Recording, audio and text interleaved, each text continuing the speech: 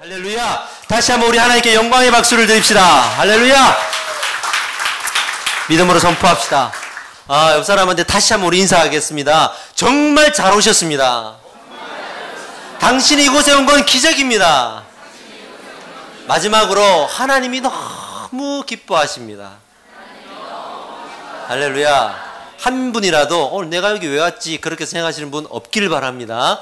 모두 하나님이 보내주셔서 오셨습니다. 축복합니다.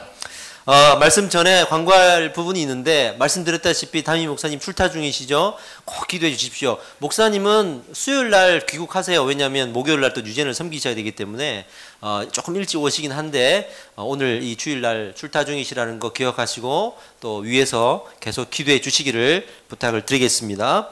이것을 내가 믿느냐라는 제목으로 말씀을 전하겠습니다. 이것을 내가 믿느냐. 요한복음 11장 25절로 26절까지의 말씀 두 절이니까요. 우리 함께 합독하도록 하겠습니다. 자, 시작. 예수께서 이러시되 나는 부활이요 생명이니 나를 믿는 자는 죽어도 살겠고 무릇 살아서 나를 믿는 자는 영원히 죽지 아니하리니 이것을 내가 믿느냐. 할렐루야.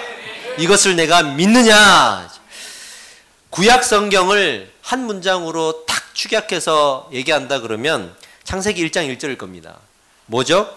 태초에 하나님이 천지를 창조하시니라. 이게 구약 성경의 핵심 구절이에요.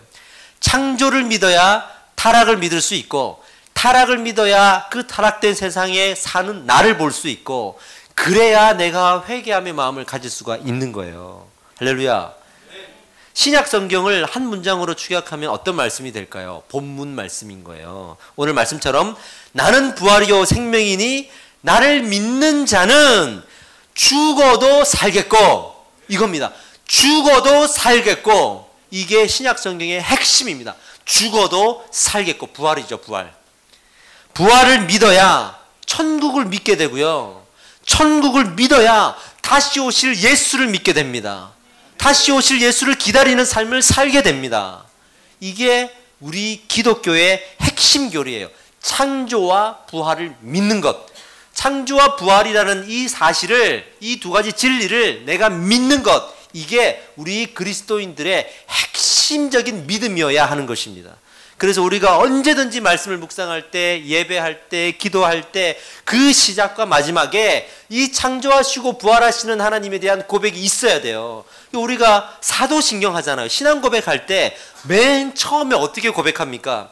전능하사 천지를 만드신 하나님 아버지를 내가 믿사오며 그러며 창조의 하나님을 고백하죠. 그리고 사도신경의 맨 마지막에는 어떻게 고백하죠? 몸이 다시 사는 것과 영원히 사는 것을 믿사옵나이다. 아멘. 그러면서 마지막에는 부활하신 하나님을 찬양하고 고백합니다. 그만큼 이 창조와 부활이 중요하다는 거예요. 우리의 핵심적인 믿음이어야 한다는 것이죠. 이제 신앙생활을 처음 하시는 분들이 처음에 뭘 믿냐 그러면 하나님의 살아계심을 믿습니다.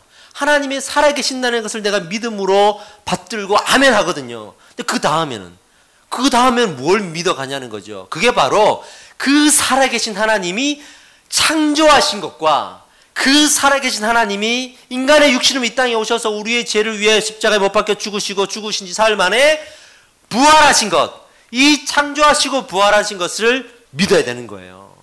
이게 신앙생활에 가져가야 될 믿음의 방향입니다.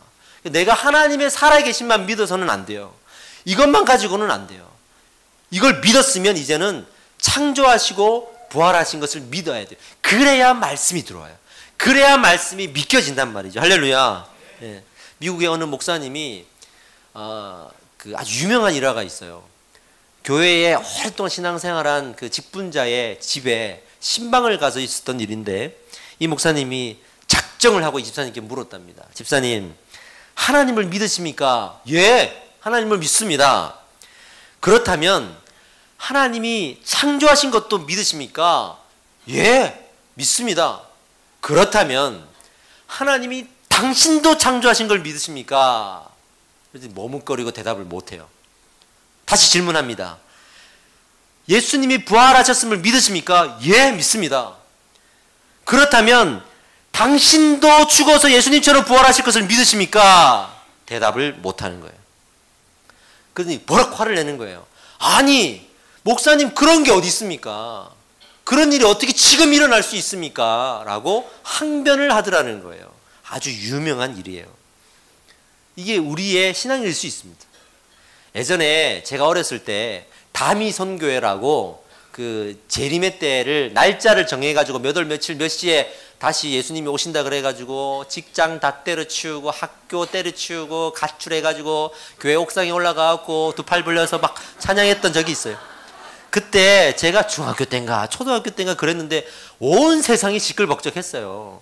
근데 우리 이미 교회를 다니는 성도들이 그 성교회에 빠진 사람들 보고 얼마나 많이 비판을 했습니까? 손가락질을 했습니까?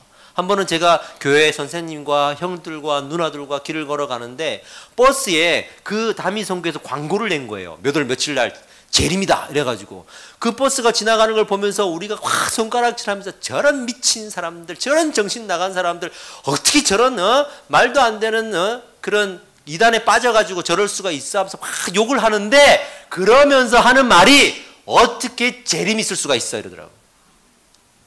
어떻게 하나님이 다시 오신단 말이야? 이러면서 비판을 했던 것이 다 성장하고 나서 기억이 나더라고요.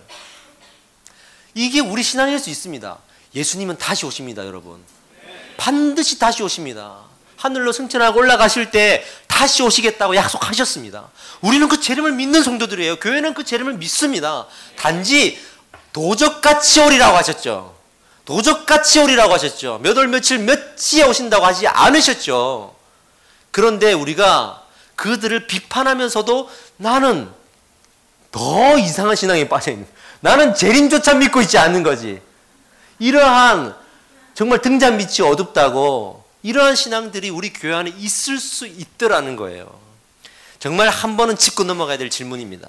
성경에 있는 그런 이적들, 그런 많은 일들이 지금도 일어날 수 있는가? 여기에 아멘할 수 있는가? 그 성경에 나오는 많은 이적들이 나에게도 해당되는가? 나에게도 그런 일이 일어날 수 있는가? 거기에 아멘할 수 있는가? 그 아멘이 진정한 아멘이고요. 거기에 아멘할 수 있어야 그리스도인 아니겠습니까? 그거 하나님 믿는 사람이 아니겠냐고요. 오늘 말씀의 제목처럼 오늘 이 말씀의 선포를 들으시고 이 질문에 답을 하실 수 있을 겁니다. 내가 이것을 믿느냐?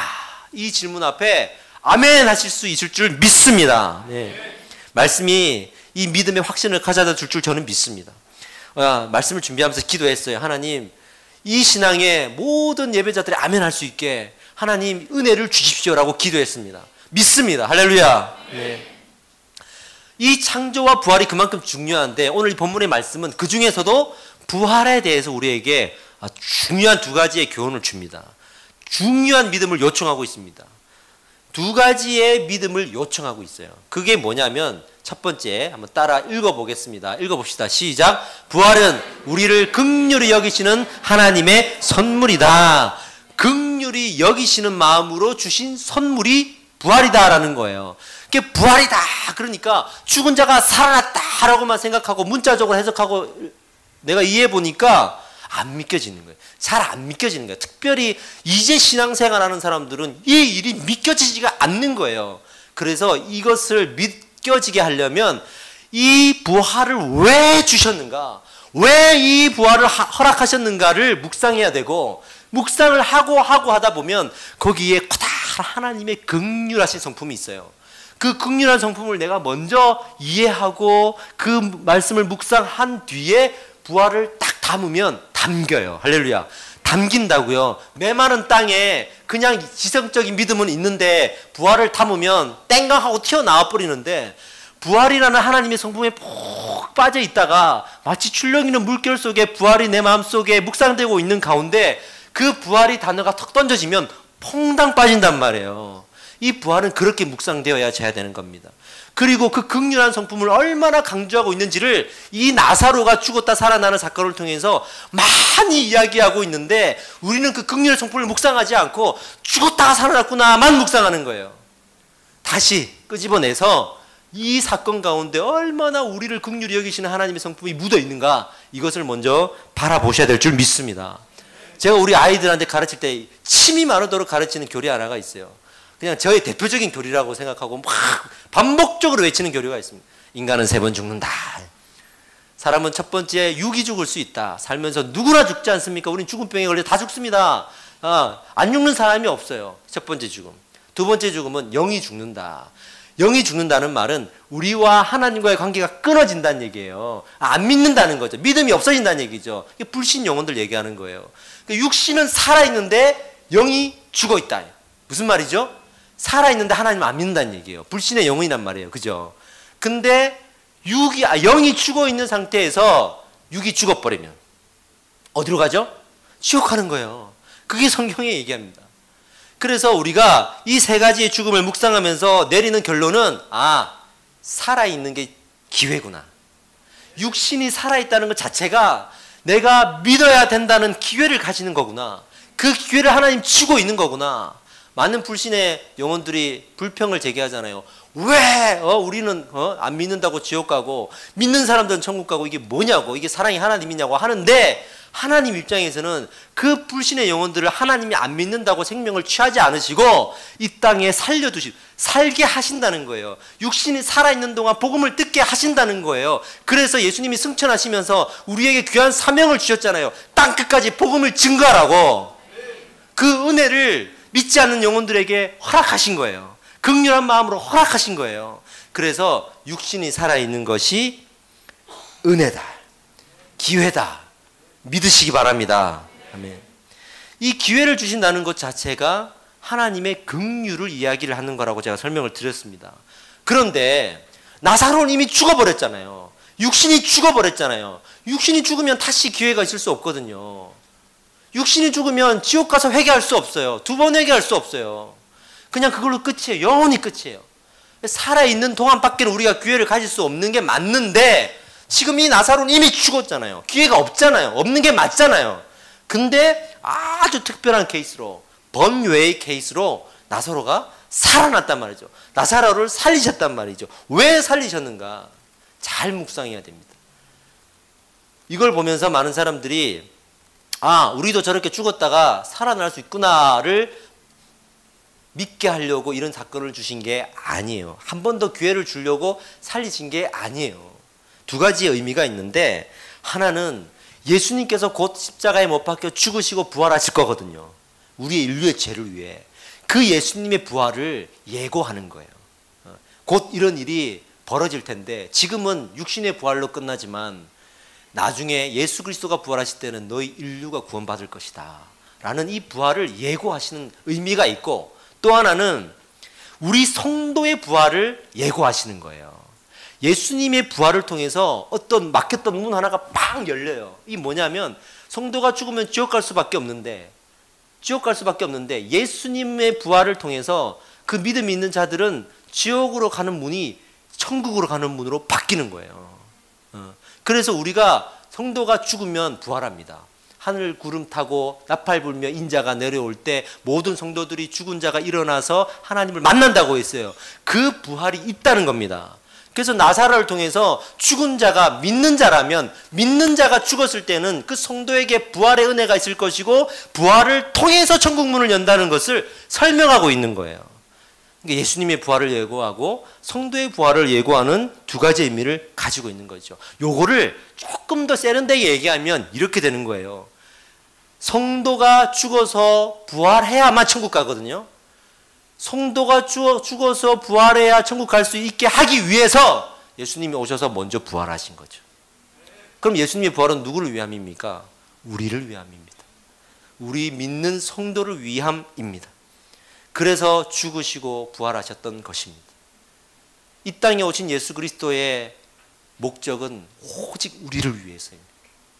하나님 스스로를 위해서가 아니라 우리를 위해서입니다. 그래서 이 성도의 부활을 우리가 믿어야 하는 것이죠. 정말 사모해야 하는 것이죠. 근데 부활을 오해하시면 안 됩니다. 죽어서 성도가 부활한다 그러니까 진짜 육신이 나사로처럼 살아날 줄 알고 화장하면 안 된다 이러면서 막 우리가 옛날에 그랬잖아요. 그런 부활을 얘기하는 게 아닙니다. 예수님께서 부활하셨을 때 육신이 그 살아있을 때 생전의 육신과는 달랐죠. 문이 닫혀 있을 때도 들어가시는 신비로운 육신이었죠. 그런 육신들을 우리에게 본보기로 보여주셨기 때문에 우리가 그냥 이 핏줄과 이 혈관과 이 뼈대가 그대로 살아나는 게 아니에요. 화장하셔도 됩니다. 우리 아버지한테도 제가 이거 계속 설명하고 있습니다. 아버지 화장해도 됩니다. 처음엔 기분 나빠하셨는데 이제는 아멘 하시더라고요. 근데 어쨌든 그렇게 하나님께서 우리에게 부활의 은혜를 주셨다는 거예요. 그렇게 우리는 부활을 한다는 거예요. 이거는 하나님의 긍휼하신 성품 때문에 가능한 겁니다. 그 성품을 자꾸 이해해야 합니다. 우리가 묵상해야 됩니다. 그래서 처음에는 우리는 하나님의 사랑 그러잖아요. 그냥 아주 추상적으로 사랑. 그러니까 하나님이 사랑이 뭔지는 알겠고 큰 것도 알겠는데 그 사랑하시기 때문에 십자가에 못 박혀 죽으시고 부활하신다는 이게 매칭이 잘 안 될 때가 많아요. 실제로 이제 신앙생활하는 사람들은 매칭이 잘 안 돼요. 사랑은 너무 추상적인 거거든요. 근데 그 사랑을 연구해보고 껍질을 까면 깔수록 뭐가 나오냐면 긍휼이라는 성품이 나와요. 사랑은 딱 까보면 80% 이상이 긍휼입니다. 하나님의 긍휼이에요. 그래서 긍휼의 성품을 쫙 붙들고 있으면 이게 사랑이구나 하는 걸 느낄 수 있는 것이지, 사랑만 붙들고 있으면 애매모호하고 추상적인 게 너무 많아요. 그래서 성경에 보면 하나님의 사랑보다 긍휼이라는 단어가 더 많이 나오는 거예요. 긍휼이 더 많이 기록되고 있는 거예요. 그래서 이 긍휼을 붙들고 갈 때에 비로소 우리는 어떤 신앙을 뛰어넘을 수 있습니다. 뭐냐면 나 같은 죄인 살리신을 해결할 수 있어요. 사랑이 많으신 건 이해하겠는데 그래도 나 같은 죄인을 해결이 안 되는 거예요. 사랑이 많으신 건 알겠는데 나 같은 사람을 해결이 안 되는 거예요. 근데 그 안에 있는 정말 나를 불쌍하게 여기시고 나를 긍휼히 여기시는 그 성품을 묵상하면 묵상할수록 나 같은 죄인도 제 죄인도 하면서 해결이 되어가는 거예요. 할렐루야. 하박국 선지자가 그 세상이 무너져갖고 나라가 무너지고 피비린내 나는 그 자국민들의 상황을 보면서도 담대하게 외칠 수 있기를 이 수년 내에 부흥케 하시옵시오. 이 수년 내에 나타내시옵소서. 그리고 진노 중에라도 긍휼을 잊지 마옵소서. 마치 하나님 화내지 마시고 사랑해 주셔야 될 거 아니에요 라고 말할 수 있는데, 사랑을 묵상하면 그렇게 돼요. 하나님 사랑이 하나님이잖아요. 하나님 사랑을 주셔야죠 라고 이런 톤으로 말하게 되는데, 긍휼을 묵상하게 되면 긍휼을 잊지 마십시오 라고 우리가 고백하게 되는 이 느낌은 다르단 말이에요. 그러니까 우리가 하나님의 긍휼을 다 붙들고 있고 긍휼이라는 그것을 가지고 성경을 보면 그냥 담기는 거예요. 그냥 담기는 거예요. 할렐루야. 네. 제가 이 예화를 예전에 이제 교회에서하고 유전에서도 했습니다. 신문 기사를 일일이 찾아가지고 이 사건을 들춰내서 예화를 든 적이 있는데, 나중에 알고 보니까 영화 그 국제시장의 첫 장면에 이 예화가 나오더라고요. 흥남부두의 기적. 그 예화가 약간 각색은 됐지만 나오더라고요. 그리고 보니까 이찬수 목사님이 이 예화를 설교 시간에 드시더라고요. 제가 먼저 했습니다. 제가 먼저 했습니다, 이거. 근데 저작권은 없어요. 이 사건을 다시 한번 묵상해 보았으면 좋겠어요. 그 6.25 때에 있었던 흥남부두의 기적이라는 이야기인데요. 1950년에 인천 상륙작전을 펼치고 우리가 북진에서 올라갈 때에 약 10만 명의 군인들이 유엔군이 올라갔습니다. 근데 북진에서 압록강까지 올라갔는데 갑자기 기습적으로 중공군이 개입을 했는데 약 30만 명이 내려왔대요. 그러니까 3분의 1밖에 안 되는 인력으로는 막아낼 수 없으니까 다시 우리가 후진할 수밖에 없고, 후진하는데 전원 후퇴가 명령이 떨어진 거예요. 그리고 그 10만 명의 군대 유엔군이 후퇴하다가 흥남부두에서 이제는 배를 타고 후퇴를 해야 되니까 14척의 군함에 10만 명의 군대가 타가지고 후퇴하기로 결정을 한 겁니다. 근데 문제는 이 군인들은 그 배를 타고 옮길 수 있는데 이 군인들을 따라왔던 피난민들이 9만 명 있었던 거예요. 이 9만 명들이 탈 배가 없는 거예요. 그래서 이 군인들이 다 타는데 이 9만 명은, 피난민들은 남으면 죽어요. 왜냐하면 그 사람들은 이미 공산당 가입을 거부했던 사람들이기 때문에 중공군에 잡히면 다 총살당할 수밖에 없는 운명이라는 걸 다 알고 있었어요. 그러니까 길을 쓰고 우리도 데려가라 그러는데 문은 안 열어주죠. 그때에 미군의 군의관이었던 현봉학 씨라는 이분이 군단장을 설득합니다. 설득해서 우리 이 피난민들을 태워달라. 이 사람들 남으면 다 죽는다. 제발 이 배에 태워달라고 간청을 하게 되고 군단장이 그 요구를 들어줘요. 그래서 9만 명의 그 피난민들을 태우기 시작합니다. 14척의 배에. 다 태우는데 꽉 채워서 태웠음에도 불구하고 약 14,000명 정도가 못합니다. 배에.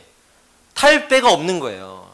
그때에 이 군단장이 옆으로 딱 보니까 이 14척의 배 이외에 한 배가 남아 있었던 건데 그 배는 정원 47명만 탈 수 있는 유조선이었어요. 그러니까 그 유조선에는 이 14,000명을 태울 수가 없어요. 근데 거기에는 유조선이기 때문에 그 구조상 많은 장비와 짐들이 또 많았겠죠.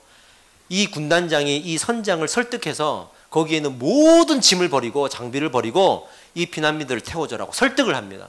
그래서 이 선장이 그 설득을 받아서 모든 장비를 버리고 피난민들을 배에 태우는데 그 인원이 14,000명이에요. 그 배에 14,000명이 탄다고 이 실화입니다. 그리고 나서 이 배가 어디로 떠나냐면 약 3개월간의 여정을 거쳐서 거제도에 도착을 하게 되거든요. 날씨가 영하 30도였다 그럽니다. 30도에 이미 정원에 30배가 뛰어넘는 인원을 태운 이 배가 가고 있는 거예요. 놀랍게도 3개월 동안 단 한 명의 사망자도 나오지 않았고 오히려 3개월 동안 배 안에서 5명의 새 생명이 태어났다 그래요. 이 배가 나중에 메레디소라고 밝혀졌는데 전 세계적으로 역사상 가장 많은 사람들을 구조한 배라고 인정이 돼서 기네스북에 기록이 됐던 거예요. 이게 6.25 사건에 있었던 실화입니다. 기적 같은 일이에요. 왜 이 일을 굳이 지금 다시 들켰냐면 대가를 지불한 긍휼이었다는 거죠. 짐을 버리고 자기 군인들의 안전을 위협을 받으면서까지 대가를 지불하고 피난민들을 구했던 그것은 사랑이라고 말하기에는 너무 추상적이에요. 긍휼이라고 말하는 게 맞는 거예요. 이해되셔? 이제 제가 왜 사랑과 긍휼을 구분하는지 조금 이해되세요? 이 피난민들을 구했을 때의 이 군단장의 마음은 긍휼이었단 말이죠. 긍휼.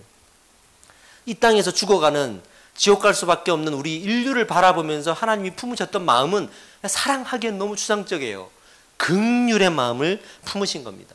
근데 이 긍휼의 마음을 품었으니 이들을 구원하기 위해서는 대가의 지불을 해야 되겠고 독생자를 내어주신 것이죠.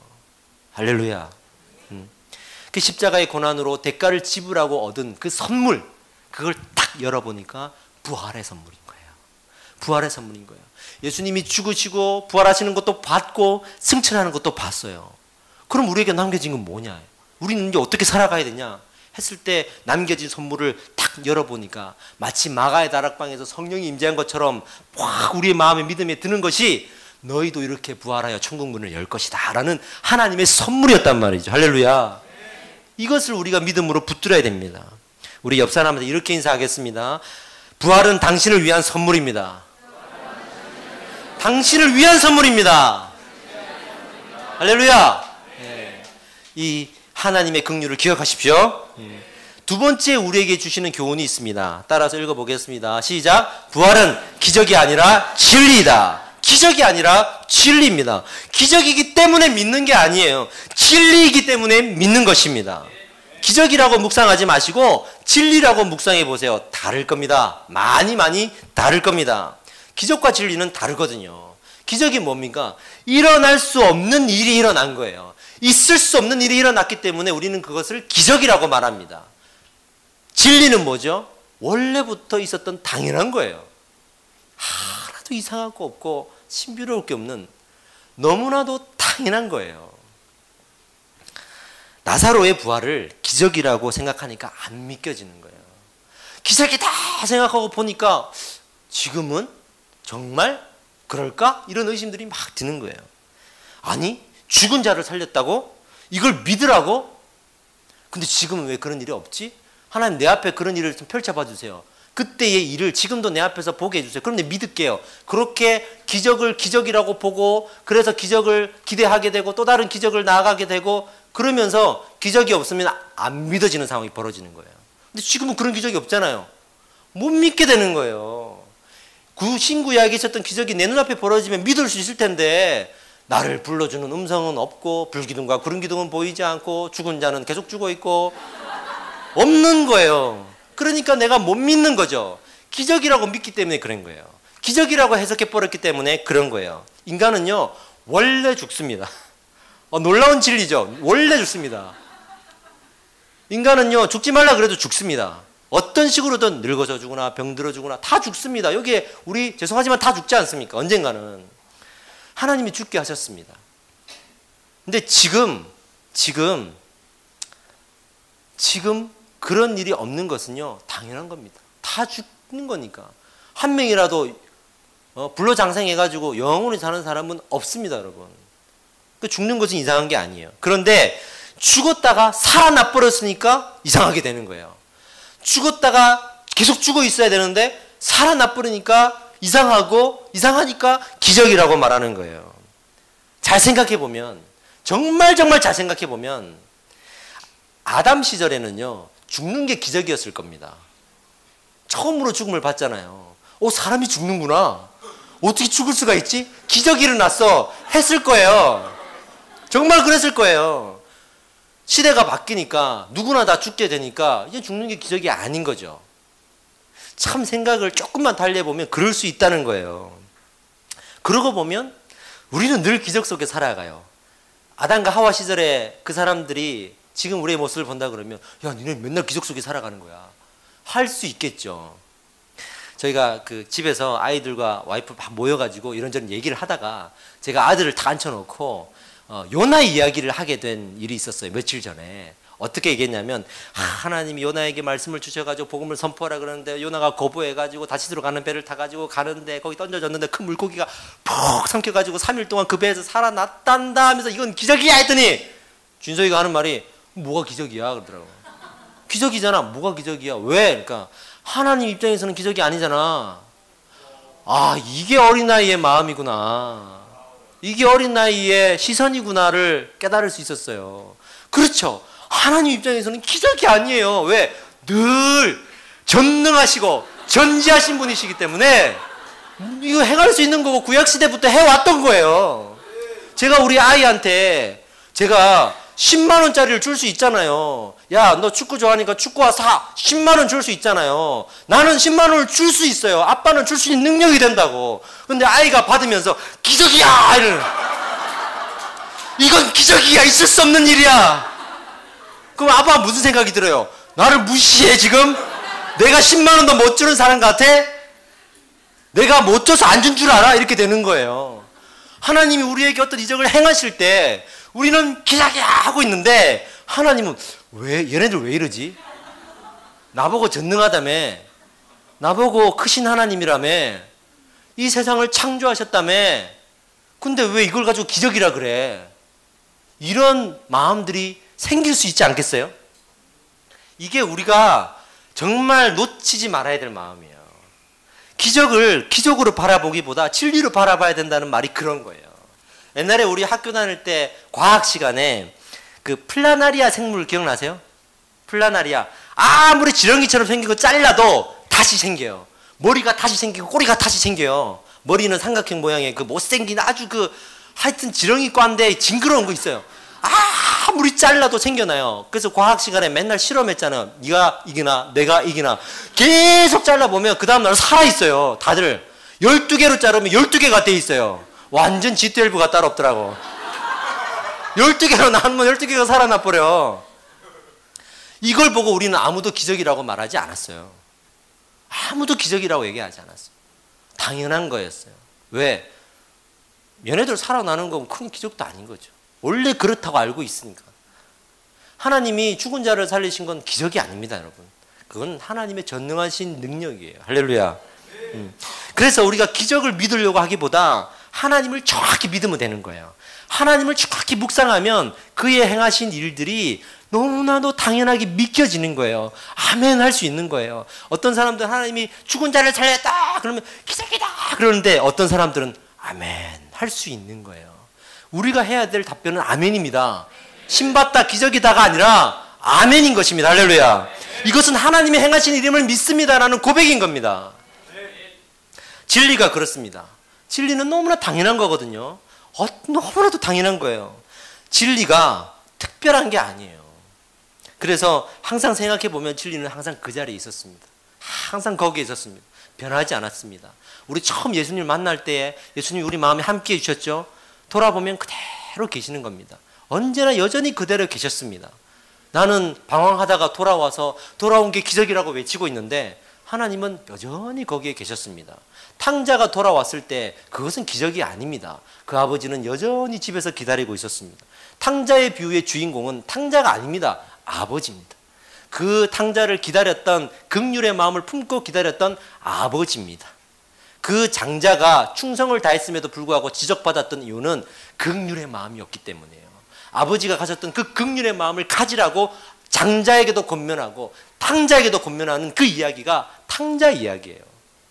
그러니까 나가서 돌아오는 것만 생각하지, 나가서 돌아오는 동안 끈질기게 여전히 그 자리에서 기다리셨던 아버지를 우리가 묵상을 못한단 말이죠. 하나님은 여전히 그런 기적들을 행할 수 있는 분이시고 그런 기적들 속에서 우리가 돌아오기를 원하시고 기다리고 계시는 것입니다. 성경을 보면 이런 놀라운 일들이 수도 없이 많이 나와요. 수도 없이 많이 나오는데 우리는 그걸 보면서 탁 건 바이 건으로 탁 잘라가지고 기적이다 기적이다 기적이다 기적이다 기적이다 그러고 있어요. 하나님의 그 성품을 온전히 묵상하는 사람은 아멘 아멘 아멘 하고 넘어가는 거예요. 이 모든 일들이 하나님은 언제든지 행하실 수 있고 늘 행하시고 있고 나에게도 이 하나님의 은혜가 임하고 있고 내가 죽어서도 하나님의 이 진리가 통한다는 것을 믿고 있기 때문에 놀라운 일은 아니에요. 아멘입니다. 할렐루야. 진짜 놀라운 기적이 뭔 줄 아세요? 가끔 듣는 말씀으로 믿음이 생긴다고 생각하는 게 기적이에요. 놀라운 기적입니다. 우리가 아무리 믿음이 좋아도요, 가끔 듣는 말씀으로 믿음이 성장할 수가 없어요. 자기를 알잖아요. 얼마나 자기가 아집이 세고 고집이 세고 변하기 어려운 그런 사람인지를 알잖아요. 그럼에도 불구하고 일주일에 잠깐 나와서 예배 드리고 잠깐 나와서 기도하는 것만으로도 내 신앙이 왜 자라지 않지? 왜 나는 이 모양이지? 왜 나는 그 이상의 믿음을 갖지 못하지? 내 삶에 어떤 변화가 없지? 하나님이 내 삶에 어떤 일을 행하고 있는지 모르겠는데 라고 불평하고 있는 모습이 기적인 거예요. 우리는 정말 있을 수 없는 기적을 바라고 살고 있는 줄도 몰라요. 진정한 기적은 그런 기적이 아닌 것이죠. 그래서 우리는 말씀을 자주 들어야 됩니다. 할렐루야. 예배를 계속 드려야 되고 계속 기도해야 되고 자주 들어야 됩니다. 그래야 우리의 이 심령에 쓴뿌리가 없어지고 하나님의 새 생명이 커나갈 수가 있는 것이죠. 그래서 기적만 바라보고 가지 마십시오. 하나님 주신 일이 기적이야. 기적은 맞죠.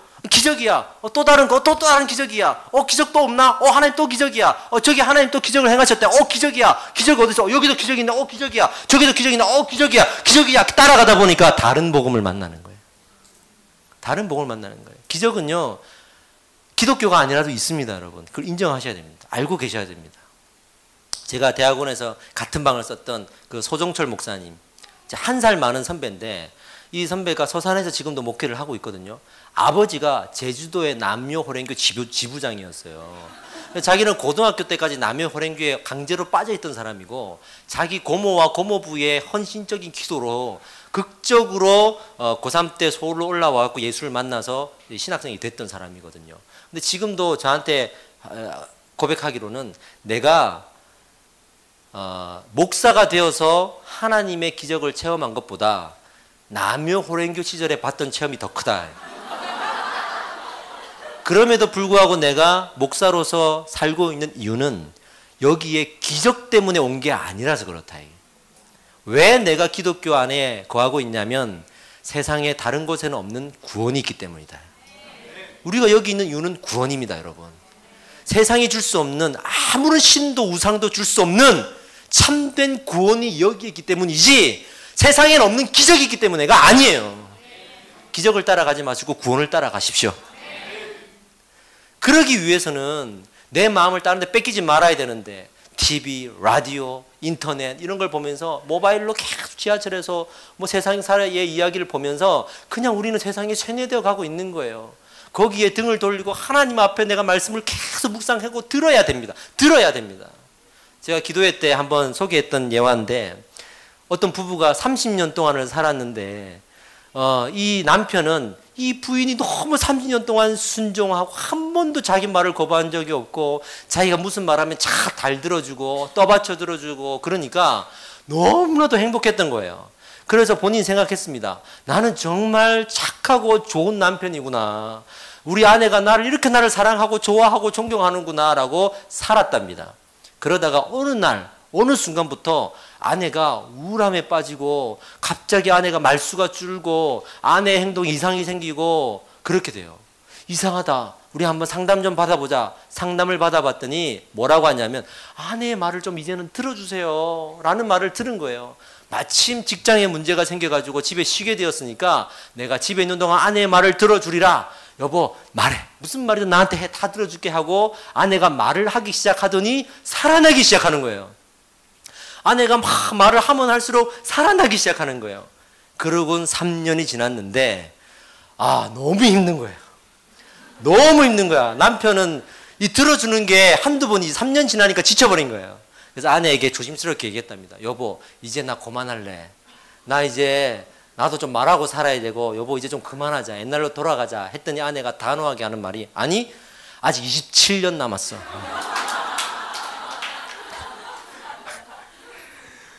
우리가 살아가면서 그만큼 듣는 게 중요한 거예요. 들어주는 게 참 중요한 거거든요.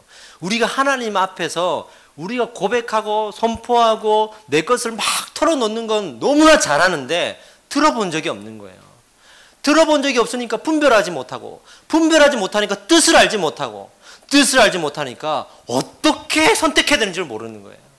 그러니까 믿음으로는 살아가는데 하나님의 뜻대로 살지는 못하죠. 듣지 않아서 그래요. 제 대학원 선배님 중에 한 분이 하버드에 가셔서 의학 박사가 되셨고 그 이야기를 들고 우리 학교 강단에 채플 시간에 오셨는데 간증을 하기를 그 하버드 대학교 그 의학 박사들끼리 모였는데 크리스찬들끼리 모인대요. 그래서 사적으로 모여가지고 이런 연구도 하고 저런 연구도 하고 한다는데 그분들의 전공 분야가 뇌인 거예요. 그래서 어떤 연구를 했냐 그러면 야 우리 방언하는 사람 뇌 한번 찍어보자 이렇게 된 거예요. 본인들의 전공 분야가 뇌니까. 근데 사람은 말을 막 할 때 움직이고 활발하게 움직이는 세포가 있고 말을 듣고 있을 때 활발하게 움직이는 세포가 따로 있다는 거예요. 그래서 방언하지 않는 사람과 하는 사람의 뇌 촬영을 해봤더니 방언하고 있는 사람의 뇌에서 아주 특별한 현상이 나타난 거예요. 말을 하고 있잖아요. 방언하니까 말을 하고 있잖아요. 그럼에도 불구하고 뇌는 듣고 있더라는 거예요. 듣고 있는 세포가 활발하게 움직이고 있더라는 거예요. 그러니까 이 방언의 기도를 하면 할수록 하나님의 말씀을 듣고 있는 그러한 현상이 나타나고 있다는 것을 이분이 간증으로 하더라고요. 우리가 기도할 때 말하는 거 고백하는 거 중요하지만 하나님 말씀하십시오가 너무 중요합니다. 하나님 말씀하십시오. 하나님 진리를 말씀하십시오. 이렇게 우리가 듣는 신앙생활을 할 때에 하나님의 긍휼이 내 마음에 담길 수가 있어요.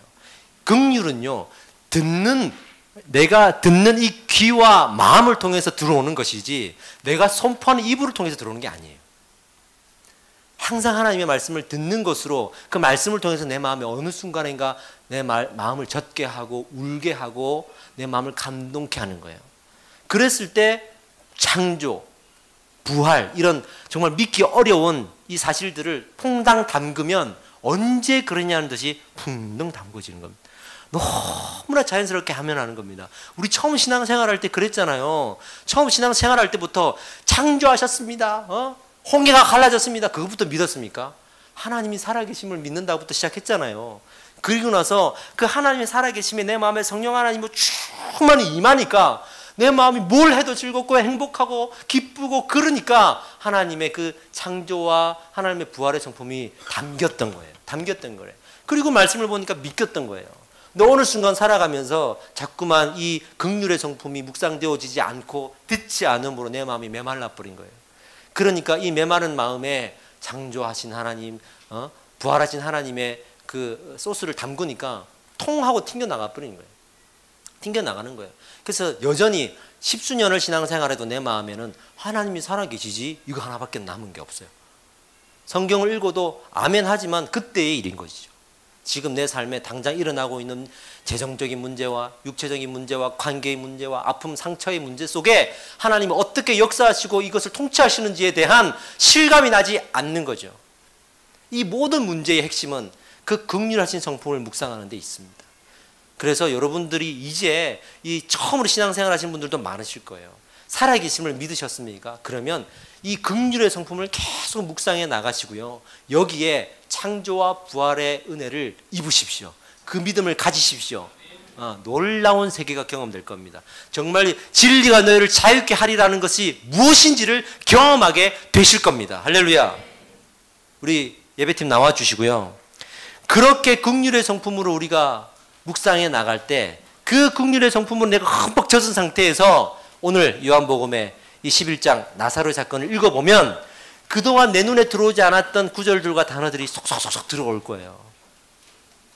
그러고 보면 이런 단어들과 구절들이 보일 거예요. 한번 볼까요? 11절의 말씀에 이렇게 되어 있습니다. 우리 친구 나사로가 잠들었도다. 친구라고 표현하고 있는 그 예수님의 긍휼하심을 보십시오. 친구 나사로가 잠들었도다. 예수님께서 친구라고 부르실 때는 항상 우리의 긍휼하신 마음을 가지고 말씀하셨습니다. 그 다음에 25절, 26절 오늘 본문 말씀에도 보시면 우리는 나는 부활이요 생명이니만 보잖아요. 그 다음 보십시오. 나를 믿는 자는 죽어도 살겠고. 예수님은 이기적인 분이 아니세요. 나는 부활이요 생명이요 그리고 걸어가고 따라와 이게 아니에요. 나는 부활이요 생명이니 너희도 죽어도 살겠고. 그렇게 우리를 항상 데리고 가시는 분이세요. 이건 하나님의 긍휼입니다. 34절 35절에도 이르되 주여 와서 보옵소서 하니 예수께서 눈물을 흘리시더라.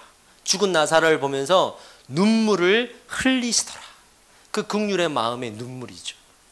38절에도 예수께서 다시 속으로 비통히 여기시니, 비통하다는 말의 원어는 슬픔보다 더 깊은 거예요. 그렇게 하나님은 눈물을 흘리시면서 그 눈물을 흘리시는 의미가 비통해서요. 비통해서 슬픔보다 더 깊어서 눈물을 흘리셨던 거예요. 41절에 돌을 옮겨 놓으니 나사로가 이제 나올 거 아닙니까? 눈을 들어 우러러 보시고 기도합니다. 하나님, 내 말을 들으신 것을 감사합니다. 그냥 나오라 하면 되잖아요. 나왔다 하면 되잖아요. 지켜보라고 하면 되잖아요. 예수님 그런 분이 아니십니다. 그 긍휼의 마음으로 가득 넘치신 분이기 때문에 같이 감동하시고 같이 울면서 이것 보라, 하나님 너무 감사합니다라고 우리의 입장에서 울어주시는 그 고백이에요. 마지막으로 43절에 큰 소리로 외칩니다. 나사로야 나와라! 나사로야 나와라! 그러면서 이름을 불러주십니다. 한 생명의 이름을 부르시면서 죽은 자를 깨우시는 이 예수님의 마음을 하나님의 긍휼의 마음으로 보십시오. 읽어보십시오. 다를 겁니다. 다를 겁니다. 얼마나 이 나사로를 사랑하셨는지를 알 수가 있는 겁니다. 여러분, 기적은 우리가 말하는 기적이다 하는 예수님의 하나님의 기적은 긍휼하셨기 때문에 베풀어 주신 겁니다. 긍휼하셔서 창조하시고, 긍휼하셔서 홍해를 가르시고, 긍휼하셔서 불기둥과 구름기둥을 놓으시고, 긍휼하셔서 노아에게 방주를 허락하시고, 긍휼하셔서 우리에게 갈 길을 내어주시고, 긍휼하셔서 선지자를 세워주시고, 긍휼하셔서 갈멜산에 불을 내려주시고, 긍휼하셔서 예수님이 땅에 오셨고, 긍휼하셔서 죽으시고 부활하시고 승천하셨던 겁니다. 긍휼하셔서 사도들을 세워주시고, 긍휼하셔서 그들이 죽음으로 대가를 지불하면서 복음이 증거되게 하시고, 긍휼하셔서 지금 우리가 이 자리에 있도록 불러주신 겁니다. 여러분, 이것은 하나님의 긍휼입니다. 그랬을 때, 이 긍휼의 마음을 내가 받았을 때 나 같은 죄인을 살리신 이 찬양이 절로 나오는 거예요. 나 같은 죄인이 이 찬양이 과학이 발달하면 발달할수록 안 불려진대요. 차라리 아무것도 없던 시절에 우리가 말씀을 들면 무슨 책이 있습니까? 주석이 있습니까? 뭐가 있습니까? 말씀에 선포하는 사람도 책이 없어서 공부를 못하는데 그 시절에 뭘 선포했겠습니까? 하나님은 긍휼이 많으신 분이십니다. 우리를 불쌍히 여기십니다. 이거였거든요. 그거 하나 들고 살았던 거예요. 하나님 이 가난에 이렇게 전쟁터에 우리를 긍휼히 여겨달라고 그거 하나 붙들고 살았던 거예요. 근데 얼마나 수많은 하나님의 은혜가 이 땅에 임했습니까?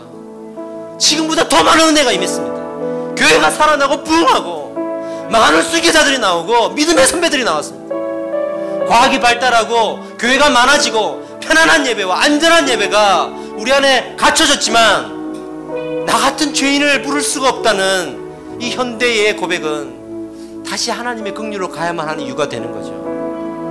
우리가 붙들어야 될 것은 지금도 여전히 그 자리에 계시는 하나님, 여전히 불쌍히 우리를 여기시는 하나님이세요. 과거에도 죄가 있었고 지금도 죄가 있습니다. 과거에도 죄인이었고 지금도 죄인이었습니다.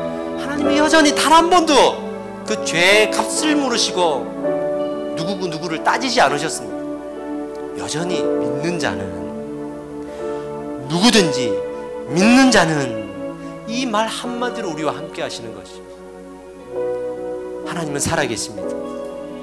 그 하나님 살아계심 앞에 우리 이렇게 기도합시다. 하나님, 그 긍휼의 마음이 내게 임하여 주시옵소서. 그리고 내가 이 창조하시고 부활하신 하나님의 이 일들을 믿기를 원합니다. 내가 이 신앙생활을 할 때 정말 살아계시는 것만 믿고 살아가지 않게 해주세요. 그거 하나 붙들고 살아가지 않게 해주세요. 이 수많은 일들, 성경에 나오는 이 수많은 역사들이 하나님께서 당연히 하실 수 있는 일이고 하나님께서는 전능하신 분이시기에 놀라운 일을 이렇게 행하실 수 있는 하나님이시라는 것을 믿는 마음으로 내가 이 말씀을 믿게 해주십시오. 이 사건과 일들을 믿게 하여 주시옵소서. 창조를 믿고 부활을 믿게 하여 주시옵소서. 내가 죽어서